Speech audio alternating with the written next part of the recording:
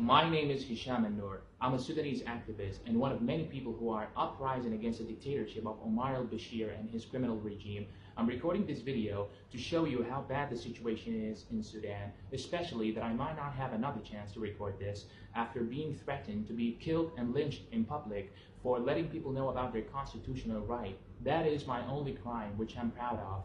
On December 19, 2018, Sudanese people got together and peacefully demanded the Sudanese government to reconsider their reckless economic decisions that have been damaging the citizens of Sudan. Ever since Mu'taz Musa took over two governmental positions simultaneously in an unprecedented event where he was assigned as a prime minister as well as the minister of finance, the prices of bread, main food supplies, and medications have doubled, and so has the inflation rate, not to mention that they're on their way to lift subsidy of all products. And to make matter worse, we can't cash out our money given the fact that the Sudanese government has set the daily withdrawal limit at 1,000 Sudanese pounds max, which is around $20 or less, because apparently banks all of a sudden have ran out of money and not a single press conference was held to let us know where all the money went. So for the reasons mentioned, Sudanese people could no longer bear the excessive everyday life struggles, and economists anticipated imminent famine and a financial crisis, and so was the case indeed. I mean, the inflation rate has gone up so high that the Sudanese government has recently printed new banknotes of hundreds and 200s with no regards to the aftermath of going into such risky procedure. With that being said, the Sudanese masses practice their constitutional right of expressing themselves freely and peacefully.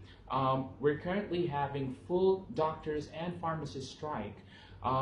Lawyers, engineers, and respectable professors also demonstrated against the government for the miserable situations they put us in.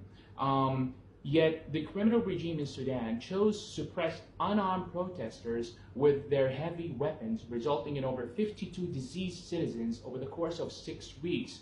Most of them are only boys under the age of 24, let alone the hundreds of detainees of both genders whose backs were extremely injured by cruel whipping. Two boys lost their hands. A young man and a woman lost their right eye. A doctor was shot 14 times for treating injured protesters. A teacher was tortured to death by sticking a metal object of 52 centimeters long up his bottom, and to top it off, he was brutally beaten until his kidneys totally stopped functioning.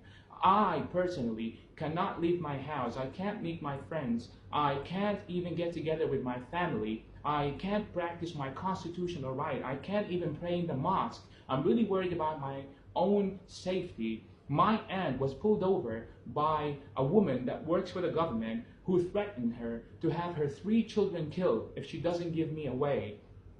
And she's only given 1 week to do so. So that's why I'm desperately recording this video, begging the UN, the foreign embassies in Sudan, the human rights organizations, and every other organization that has devoted itself to protect the rights of human beings, and even active individuals like George and Amal Clooney, that I hereby kindly ask you to step in and spotlight our issue with no further delays to help us to put an end to this criminal, unlawful, and non-humanitarian regime.